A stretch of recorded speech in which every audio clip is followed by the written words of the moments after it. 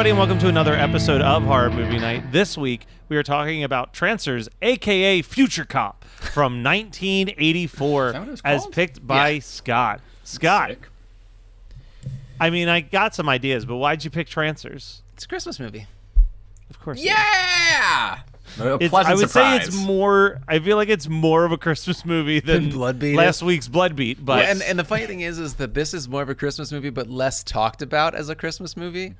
Yeah. Let's talk about it as a Christmas movie, and is of course Christmas in Los Angeles, my favorite place for Christmas movies to take place. Not a snowflake to be seen. It's Christmas year round there, apparently. Yeah, and I would have loved if they focused on a little bit more Christmas in the dystopian future that is Los Angeles, which would have even less snowflake, like even less of a possibility. Dude, LA was underwater. LA was gone. Yeah. LA was underwater. I had to Los Angeles. I've watched this movie 1.5 times, and the first, the both times I watched that scene where he's swimming and there's there are skyscrapers in the ocean now. I was like, oh, New York. No. No. It's the few skyscrapers from downtown Los Angeles that they somehow were allowed to build. Yeah. Earthquake proof, I guess. I don't know. So, Scott, I was thinking of you specifically when I pulled this one trivia fact because it's so ridiculous. Actually, there's one I didn't write down that's one of the dumber IMDb trivia facts I've stumbled into in a while, but it says, at the time of Trancers' release, one of the marketing assistants who had just started working for Empire International Pictures was future actor Greg Kinnear, and Trancers was his first film that he was assigned to help promote for the studio. 13 years later, when Kinnear became a full-fledged actor, he would co-star with Helen Hunt in As Good as It Gets, which I talked about 1 month ago. Oh, 5 weeks ago, I guess. The film in which Helen Hunt won a Best Actress Oscar and Greg Kinnear was nominated for a Best Supporting Actor Oscar. That's wild. Also on the craziness that Helen Hunt is in this movie. She's not just in this movie; she's in the next movie in the franchise too. Jesus and so Christ. is Megan fucking Ward. What was in the water in 1992? So, well, I can explain a little bit of I that love too. how it's 8 we'll get there. years We'll get there. between these films. Is it really? So, I think and so. Helen Hunt's still in it? Yeah. Like, what the fuck was she doing? In 1993, she was doing... Wait, if it was 1993, this is listed as 85, so it was almost a decade later. That's crazy to me. So Trancers was released in the UK in 84, late 84, and then in the US in May of 85, if I remember correctly from the wiki. What? So, but it's considered an 84 film. But when I was looking at the franchise info, I'm pretty sure it said that the next movie came out in 92. So 91. 91. August Okay. of 91. So let's just call it 7 years. 7-year difference. That's still bonkers. And they still to me. got Helen Hunt. And to me, Helen Hunt is already like a fucking. Is she not a star at that point? No, dude. It took by until Twister in 96, right? Oh Yeah. my god. So the other fact that made me laugh out loud was that it just said Helen Hunt yells at Jack when he attacks Murray. Helen Hunt also appears or was the co-star of Mad About You with Paul Reiser, where they had a pet dog named Mary. And I'm like, great work. Great work, IMDb trivia. I hate those specific types of trivia, like where it's just a thing about one thing, a thing about the other, very thin connective tissue that is actually truly not that fucking not cool. I didn't even click into the sequels until y'all said that there were 6 of them, because now this has thrown off my what did I watch, or not my what did I watch this week, what would be my double feature completely into a whole nother realm, because I'm so confused. But it says the film received a direct-to-video sequel in 1991 called Trancers 2: The Return of Jack Death. Additionally, Trancers: The City of Los Angeles was shot in between the first and second film. It was a 20-minute short that was shot as part of an unreleased 1988 anthology film called Pulse Pounders, but was released separately on DVD in 2013. Yeah. It's on Tubi. Yeah, I saw that was an option. It's listed as Trancers 1.5. Yeah. I did not watch anything else in this series. This was my first full watch, and I don't know if I could make it through another Trancers. I mean, this was an enjoyable watch for the show, but I don't think I don't think there's any other. There's no more blood in this stone to be squeezed out. So Scott, you might appreciate this. Subspecies Pulse Bloodstone? Pounders. I just clicked into Pulse Pounders because it had its own wiki page. Pulse Pounders was the 1988 American anthology film that would have been directed by Charles Band. The film is composed of 3 30-minute short films, 2 of which were sequels to Trancers and The Dungeon Master. Oh, God. Wow. The third is an adaptation of H.P. Lovecraft's The Evil Clergyman. Pulse Pounders was originally shot in 1987 and 1988 with the intent of being released, but was shelved due to the collapse of Empire International. Of course. Pictures. I wonder, oh my God, so nothing has Vinegar been, Syndrome will release it, don't worry. Oh, Well, no, Charlie Workprint ain't was letting go of discovered any of in 2011 and was digitally remastered. The Evil Clergyman segment received its world premiere showing at the Chicago Flashback Film Weekend. Oh, at a the movie was convention. received with mostly positive reviews. HorrorNews.net even stating that the movie was a must-watch for any Reanimator fan. Oh. And that it didn't quite live up to Reanimator, but was still quite good. The Evil Clergyman was later released on a DVD by Full Moon Pictures in October of 2012. Okay. So here's a question. Does Full Moon own all of the rights to Empire's movies? Basically, yeah, because Empire was Charles Band's first company that collapsed. Mm-hmm. And then he literally started Full Moon the next year. And I feel like part of his, like, filing for bankruptcy and then starting this new company's plan was to buy as much of the Empire hits as he could get his hands on. I never thought about it. I knew that Yeah. Empire collapsed and he immediately started Full Moon, but I just never thought about that overlap there. I feel like, how do you pronounce this dude's name? Tim Thomerson, who plays the main character in this. Oh, Jack Death. I feel like him and Charles Band have a pretty good working relationship because he shows up in a lot of his movies later on down the line after this. And I feel like I remember, like, he was in Zone Troopers the next year. I feel like I remember when I used to be a diehard dude hanging out on the fucking Full Moon message boards and all that stuff. Like, he was, this is a weird comparison, but like, he was what like Johnny Depp is to Tim Burton. Oh, like, people were just my. like, oh man, another Thompson thing, because like this dude was in all of the Trancers movies. He was Doll Man. He was. I was in about to Bad ask, Channels. was he Doll Man? Yeah. Yeah, he was Doll Man. He was in Bed Channels. Like, there's a lot of overlap with him and Full Moon Pictures where he just like kept coming back to do more and more. And like, this dude, not that he had like a major career by any stretch of the imagination, but like, you also scroll through his IMDb and he's like doing guest appearances on Sabrina the Teenage Witch, and he's appearing in Fear and Loathing in Las Vegas. Like, dude was at least getting hired for bit roles, and he's far from working. a terrible actor, even by comparison of the Full Moon stock of actors. Like, he's clearly a little bit better than most of them. So it's he's doing the damn thing. He really is. And I mean, as far as like the level of what Trancers is, when you need a future cop to then also work well in the 80s, and like he did it. Like, Jack Death on paper is who Tim Thomerson like looks like. Like, they typecasted him perfectly. Is like whatever, like, because they did a whole comic series too, and he feels like a comic book character. Like, This is a very comic book movie. it's like, yes, it's, and it, you know what I don't think it is, works. though? It's not much of a horror movie. No, this is firmly a sci-fi action from Empire Pictures and Full Moon. Are you upset about that? Does it not fall into Listen, the? we've talked about wanting to do falls into the bin, and more it works sword and well. sandal stuff, and I feel like the occasional sci-fi action movie perfectly, like, this totally makes sense, thinking that this is coming from the same production company that was doing shit like Arena. You know what I mean? Where it's just like, is Arena a horror Arena. movie? No. Dude, we need to do Arena on the show. Arena. I know we blew it on a Patreon episode. That was not the I right don't even call. remember talking about it. We Yeah, could just we do did it as a full Patreon episode. way Do you think that the forever patrons ago. are gonna care? I'll do it. I'll fucking do it. Especially since we almost have 30 of them at this point. I'll see but, you like, at the arena. You guys know VCR of Death, Yeah. right? One of my favorites. I'm pretty sure that account did a little shot from Arena within the last week or two, and I was like, damn, Arena is fucking great. It's so fun. It came It's up such a suggested fun right movie. after Trancers on Tubi. Hey, it's on fifth one in. Yep.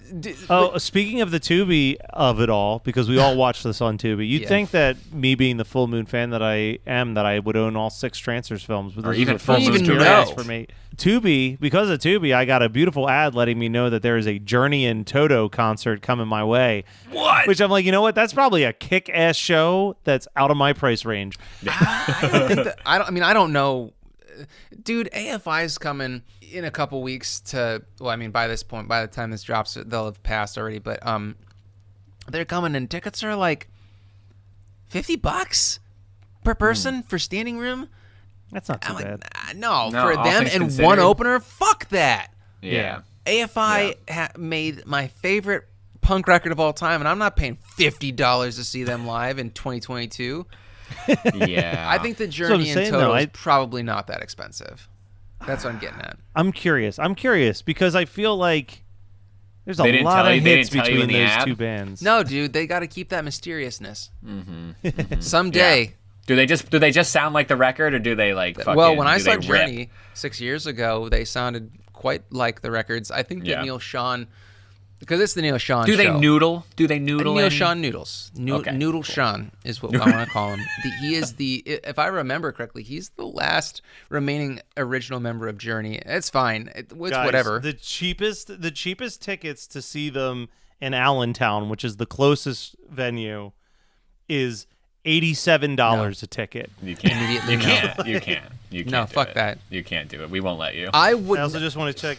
Okay, so if I go to the Boardwalk Hotel in Atlantic City, it's $50 for the cheapest tickets. But but then you have to go to Atlantic City. Yeah, exactly. No. You gotta be paid to go to Atlantic It's the City. Journey Freedom Tour 2023 featuring special guest Toto. Well, yeah. Is that co-headlining, or would you consider Toto? No, opening? there's no Toto will co-headlining. open. Toto's 3 hits. Journey's like a greatest hits That's album true. at least. Bro, listen. When I saw them, they played for close to 90 minutes. Yeah, that's what I mean. There's a good. I think people forget Toto will how play many it Journey 45 songs to an they hour. know and love. Oh yeah, and they play every single one of them. They started their set 6 years ago with Only the Young, and I about crapped my pants. I was so excited. It's a And then great song. And they ended with or before their encore, they ended with "Be Good to Yourself," which I could not have expected. I would, if you would have put a gun to my head, been like, "What's Do the they song basically again?" just play the 15 tracks off the greatest hits album like on shuffle? They're like Basically. And then, of course, they ended with Any Way You Want It. They do have a new record out this year, if I remember correctly. So they will be playing some new stuff. They'll play like 2 songs off of it that no one's going to care about, except for the 50-year-old drunk ladies who are like, Neil Sean. All right, so we've done a great job so far, 15 minutes in to not talk about Trancers. Oh, wait, I do have one important thing to bring up. Did anybody else see Brian Kelly's cameo? No. It was at the punk concert. It was Lena's ex. It fucking looked like Brian to me. I can see him, but I didn't see Brian in him. I immediately And saw he Brian. immediately got I smacked was in like, the fucking mouth by the worst time traveler I've ever seen. while Jingle Punks was playing in the background. Yeah, and Matt was like, he was talking to me about what I need to prep for the Geekscape. which I think will actually be happening the day after this After this? episode Okay, comes out. By this time, I will have done a couple like metal-ish jingle or Christmas songs, and he was like, "It's because of you that this came to mind." And I'm like, "What are you talking about?" And he's like, "I listened to this punk rock version of Jingle Bells in a movie you picked, you idiot." And I'm like, "Really?" I watched that scene. I did not skip that scene. I watched Jack Death punch a punk in the mouth. I heard awful music in the background.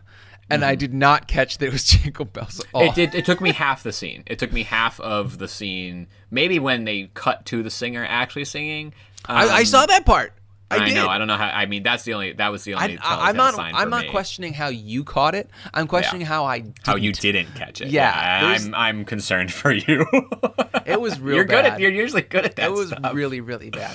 But I do have to say that Jack Death is, as I said, the worst time traveler I have ever experienced in a movie. But he is also the most out of control son of a bitch in the game. He is, dude. That's a Twister reference for all you youngins out there, because Helen Hunt was in Twister 11 years after this. The best line of this movie, though, he's like putting so much oil in his hair, and she looks at him and she goes, "What are you doing?" And he goes, "Dry hair is for squids."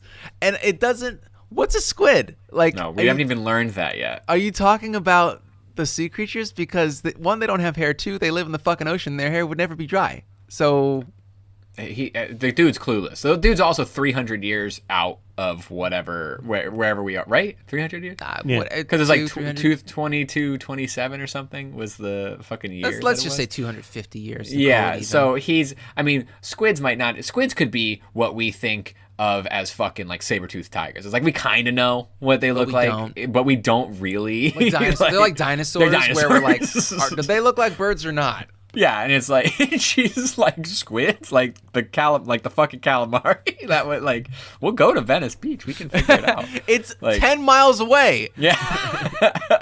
Oh, I loved when he tried to pronounce Cahuenga. This movie was also a Matt Kelly moment.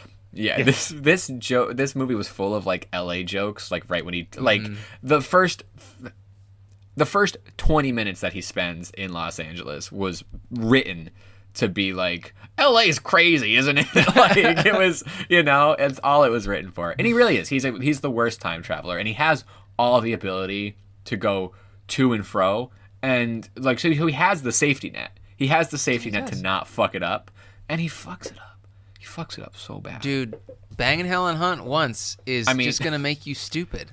Yeah. Well, and he didn't even experience it the one time. The first time he fucking, because he got sent back. Then we cut back to post-coital. Is that post-coital? Yeah. It's so I find it so random that they do send him back to the future for like 30 seconds and then bounce back into 85. They send him back to go and slap him and then send him back. They gave him another watch though. Isn't that when they gave him the second watch? Yeah, that's it. Also, that was a long fucking 10 seconds, all right? That was more someone like broke down seconds. The math of that shit with the bullet. They're like, for the bullet to be going the speed a bullet goes, and for him to slow that thing down to 10 seconds, they got about 55 seconds out of that fucking watch. Mm-hmm. Charles Band knew what he was doing because that felt like 55 seconds to me. Yeah. There was a line that made me chuckle because Helen Hunt plays a punk, and man, perfect casting because when I think punk, she's got a little bit of blue Helen hair, Hunt. dude. Yeah, she has a little bit of blue in her hair. And the little boy goes, "Why do you have blue hair?" And she goes, "Because it's cold in the North Pole." And that gave me a smile. This is like the multiverse gave me a little smile and a origin chuckle. For Silent Night, Deadly Night. The kid sees Santa freak the fuck out, and then he's like, "Naughty, naughty." You could put these movies together perfectly. Yeah. Oh yeah. No, this is like the Silent Night, Deadly Night Part 2. Is you just remove all of the Silent Night flashbacks and put scenes from Trancers. Somebody get on that. I'm not putting that 50 minutes into my day. Yeah, but somebody else. All right. Can. So do we have anything else we need to say about Trancers, aka Future Cop? This is such a Christmas movie because they're the three wise men who are literally just drunks, drunk homeless dudes. I loved that. And then I really have to say that my other favorite part of this movie that doesn't exist in the movie is the review that I read from Neil Gaiman saying that he enjoyed it. Like Neil Gaiman enjoyed Trancers. There was someone else. I want to say like James Cameron liked it enough that he recommended some of the people in the movie to like other filmmakers. Jesus Hey, Christ. I saw this movie Trancers. Somehow this gets compared to like I've read multiple things that are like it's like a pseudo Terminator movie. And I'm I like, saw that too. Just because at all in this. It's just because it's time travel and it was a year or two after Terminator. I mean, it's no shocking dark, I'll tell you what. No, fuck, dude. It's no shocking dark, for better or worse. I had this thought while I was watching it, and it's irrational because I'm a horror movie fan. So it would be against my own fucking thoughts. But I was like, I don't watch a lot of science fiction because I can't have that suspension of like good science fiction. I need the proper suspension of disbelief, and there's a lot of it doesn't have it for me. And I understand how silly that is to say as a horror fan. I do. I hear that completely, especially the shit that I watch. But like science fiction does not do it for me. Like if I can't, and I don't want to think too hard about it either. Like I just need you to present me with whatever made up shit you've said, but you need to do it cohesively. And a lot of and if you can't do that, then I'm not fucking in. And that's a lot of science fiction. I don't know. So Trancers didn't get me really. I wanted to check the whole fact here. So it was James Cameron reportedly enjoyed the movie and began recommending Danny Bilson and Paul DeMeo for various projects. Now, how successful that was is up for debate. Their career, if you look at like what they've written post this, they wrote Zone Troopers, which I've said is not very good. They wrote Arena. They wrote The Wrong Guys. But the big one is that they're the writers of The Rocketeer from 1991. Bro, you know why that makes total sense? And I really wish that you hadn't said that because it would have been a perfect double feature, is because Future Clothes in the 80s is just 40s clothes on drugs. Yeah, that's all it is. This is also pretty insane. This is their most recent film that they wrote was The Five Bloods, the war drama that Spike Lee did in 2020. It's Chadwick Boseman's last movie. Oh, wow. Like, the fuck? It was like an Oscar contender written by the guys who wrote Trancers, which is crazy. But yeah, the one guy went on to write a lot of video games. So he wrote some TV and video games, including like a 007 video game. And then they also wrote for the 90s Flash TV series, Viper, and the Sentinel 90s TV series. So they always kind of stuck with either crime or sci-fi, it looks like. Hi, friends. The world got you down. Don't be sad. Listen to $2 Late Fee with Zach and Dustin. $2 Late Fee is the podcast that celebrates the best decade of entertainment, the 1980s. We pick a movie and soundtrack from our youth that we loved and see if it holds up today. We also interview your favorite celebrities from that era. All in the spirit of positivity and togetherness. Check us out at $2latefee.com.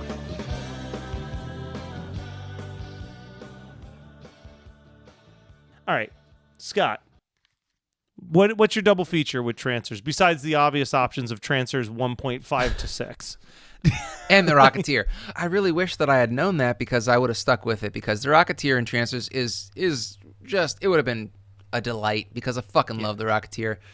Any excuse to watch that movie. But I was going to go with Existenz, Cronenberg, because they feel kind of similar in the idea of like jumping into different bodies. That was kind of where my brain went with it, and I feel like that would be a good night because I love Existenz. I feel like we need to do it on the show eventually. It's Cronenberg, so I mean, no one's gonna be like, "Oh, you can't do that movie on this show," because it's horror adjacent and it's pretty gooey. So of course I like it. I incorrectly assumed that all of the Trancers sequels were produced by Empire. I just thought that in classic Charles Band Puppet Master style, he was just making one a year. Mm-hmm. Because my double feature That's not true? My double feature was Doll Man, because I was always under the impression that when Empire fell apart, he lost the rights to Trancers and just immediately made a brand new movie called Doll Man that is so close to the same plot line, it's insane. Because Doll Man is about a guy a space cop from the future who has to travel into the past on Earth, but when he does, he shrinks down to being a foot tall. Oh, that's crazy. And his name's Dath Jack, right? It's Brick Barlow. Like and I would say that Doll Man has a little bit more horror vibe to it, just because like the main villain is just a head that floats on like a giant, like almost Roomba in the sky, like a sky Roomba. But also beyond beyond all of the other things that we said that Doll Man has in common with Trancers, it also got its own comic book series. That's right. Hell yeah, bro. That's right. Was it Dark Horse? Because I feel like Dark Horse did all of the shit in the 90s. Eternity Comics. Yeah, I was going to say Eternity. Don't act like you knew that. Oh, I had it on Horror Finds. That's the only reason I knew Trancers. Fair. Eternity Comics that collapsed in 1994. Yeah, I know nothing about Eternity Comics other than they did the Trancers comic. That's literally those facts go hand in hand. Know nothing else. Man, I feel like such a moron for being like, how'd you know that? No, it was fine. It was fine. Because otherwise you'd be right. Eternity Comics that brought us such brilliant comic books as Dark Wolf, Dinosaurs for Hire, X Oh, I Mutants. loved it. I love Dinosaurs for Hire. The I Love Lucy comic. What, in The Ninja 1992? Funnies. The Phantom of the Opera comic book. Really? The Plan 9 from Outer Space 30 Years Later comic book. Wow. Robotech, the comic book. Oh, Robotech. And the Three Stooges, the Knuckleheads Return. The Knuckleheads return. What a in weird comic book fucking time. form. The early 90s with their obsession with the 40s in all senses of things is just I'll never understand it. You know, like when they did the Shadow movie with Alec fucking Baldwin. Yeah. And this thing this company was from 86 to 94. They didn't even get a full decade of publication Yeah, they did Puppet going. Master because I had Puppet Master 1 on the shop, and then they did one called Monster Frat House, which I had for fucking ever on the shop, and I was like, somebody's gotta buy it. Why? I would have bought that. I know. That sounds I know. very Matt to me. That is a very I Matt should have Kelly just cover. sent it to you. I The should've known the better. bigger question though, beyond what Eternity Comics put out, was Kyle. What would your double feature be with Yes. this movie? I would choose I Come in Peace, aka Dark Angel, or vice versa, however you like it. It's just Angel it just Dark? Seems like Angel Dark? No, Dark, which I don't know which one's the actual correct title. Sorry. When you said vice versa, I thought you were saying that it could be any one of 3 titles. Yes, Yeah. no. I was not being facetious or cheeky. It's fine. I've never heard of it. It's funny. I never think that of you, Scott. I never think that you're being facetious. I love that for you. So don't. Yeah. I haven't even seen that movie, and I went into Trancers blind, only knowing the vibe of the comic and the posters and the many a sequel. I Come in Peace is the same thing. I know that Rutger Hauer looks like some sort of futuristic fucking weirdo, and I just feel like I don't know. It just feels like vibe central for me on this one. So It's fine. I'm gonna go with that. I accept it. We accept it. We accept it. One of us. All right, Scott. What did you watch, read, listen to, etc.? Am I supposed to be literate for this show? It's horror movie night. You are the highest picker of written works on this says segment. the guy that's read every Goosebump book multiple times. Yeah, but I don't talk about it every week on the What Did I Read This Week? Very true. Well, so It's a different I podcast. am still waiting to discuss Hellraiser 2022, but someone has not finished it yet. So Helen Hunt. hopefully, Helen Hunt. So instead, I'm gonna, while we wait, hopefully my Christmas present will be that we get to discuss Hellraiser 2022. In lieu of that, I'm going to mention that I watched another full moon picture that came up on Shudder when I couldn't sleep the other day. Head of the Family. Oh, Awful. So film. First time watch? Let me ask you this question, Second. Scott, because I Still feel not like gonna this pick it is for the one show. that we've No. considered. Will we watch this for the show? No, it's I not always thought it was happening. too boring and slow. It but sucks, dude. It sucks. It and doesn't it's like, hold up to the premise. The promise of the poster versus what you actually get in Head of the Family is so upsetting. Yeah, Like dude. you learn get anything everything new that's in on- the poster. It's just not as fun as it Did you seems like learn it would. anything new on this watch, Scott? I learned how to fall asleep. It put you to sleep perfectly. It's just I so- bought it's that so movie at dumb. a fucking grocery store and immediately turned. I was like, I don't know. Did It you was horror terrible. finds it? No, it was pre-horror finds. Yeah. I don't know what I did with it. It's but still on my gone. shelf downstairs. But That I'm doesn't like, mean anything, Matt. Yeah, We've- no, We've it's not one established that I'll watch. you It owning will something literally sit means on that shit. shelf. I forget who I said this to, but I'm like, there's certain movies that sit on my shelf for no other reason than if someone says, "Hey, have you ever heard of a movie called Head of the Family?" And I can say, "Here, you can borrow it." I think you've said that to me literally about Head of the Family. I feel like we've had this conversation. Or no, you know what? Maybe it was during the live stream when I said it about Requiem for a Dream. That Requiem for a Dream sure. sits on my shelf Yes. for no other reason than if someone says, "Hey, I've been meaning to watch Requiem for a Dream," and I can just say, "Here, take this." And I don't have a library card. Can you help me, Who doesn't You don't have need to Libby return in it right away. 2022? Libby? Yeah. Well, yeah. I was gonna say it's not Overdrive anymore. Now it's Libby. Yeah. All right. So I was actually scratching the surface on like I don't know what else to fucking talk about, because a lot of my watches lately have just been, oh, it's Halloween time, let me rewatch some old favorites. Yeah. Oh, yeah. And I don't think I brought up that I for 3 weeks was obsessed with yet another Netflix reality show, which was the Netflix return of The Mole, which I think I told Kyle about, but I don't think I've talked about. Megan on the likes show. that show. Yeah, she watched it too. Yeah, Or no, she didn't watch a lot of it. She watched some of it.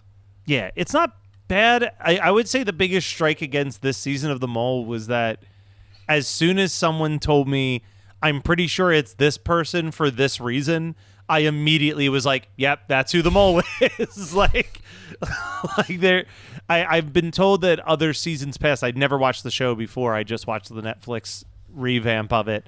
That sometimes it's a lot harder to kind of figure out the mystery of The Mole. But basically, for those of you who don't know, the very short version is like, think Survivor, but that there's an additional contestant hired by the producers to make sure that they fail their goals and not have a giant pot of money. And the only way to stay in the game to win the money is to constantly be correct on who you are suspicious of being the mole. And if you get too many questions wrong at the end of each week when they're asking you, who do you think the mole is, then you get eliminated for having the most questions wrong about the identity of him or her. I mean, they really should have called it the leprechaun, because you said something about a pot of gold, and That's all it is. Why, I'm a leprechaun. Why, I'm the mole.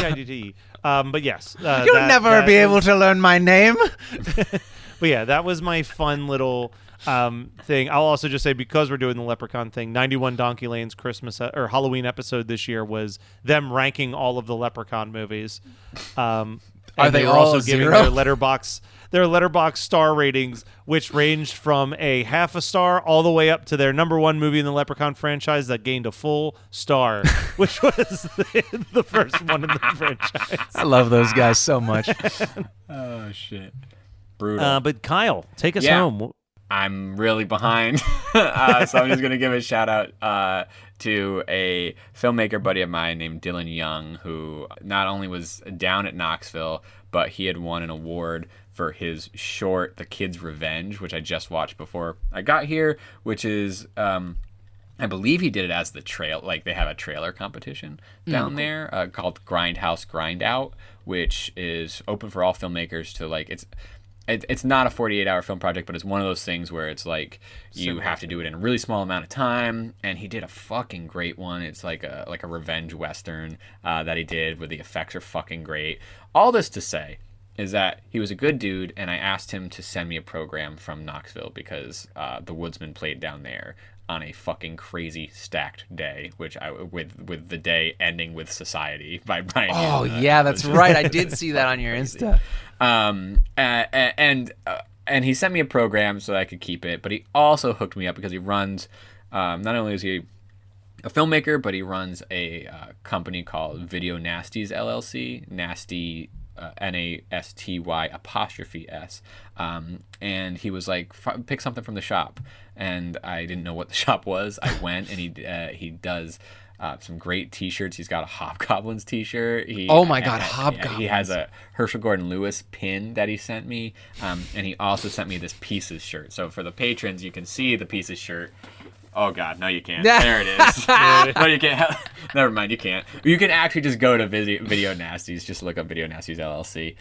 His web store will come up, but he's got some really, really rad shirts. They're comfy too. I mean, t-shirts are not cheap anymore, this is it's a great quality, and the design's dope. The design goes all the way down the shirt, like it's like an inch from the hem at the bottom, and I just fucking love. I just love the almost all over front print. I have a love-hate with those shirts. I love when I'm wearing them.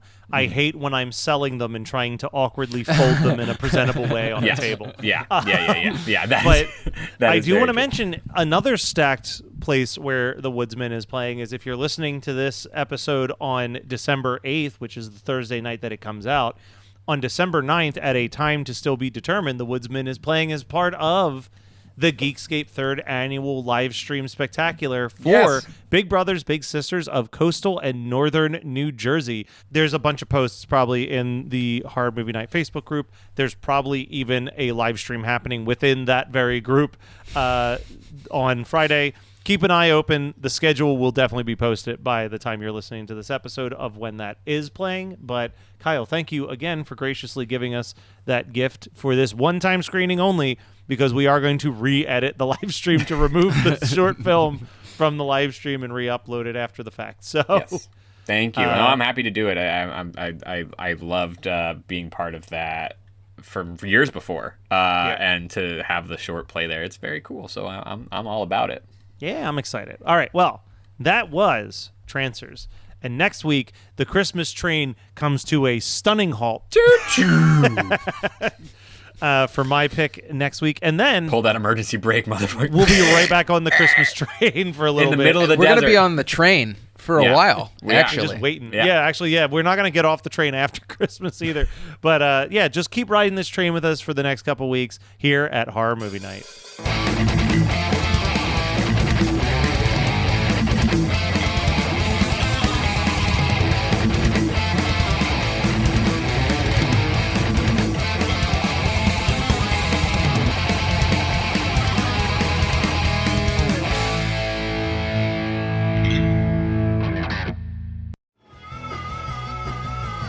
You're listening to the Geekscape Network.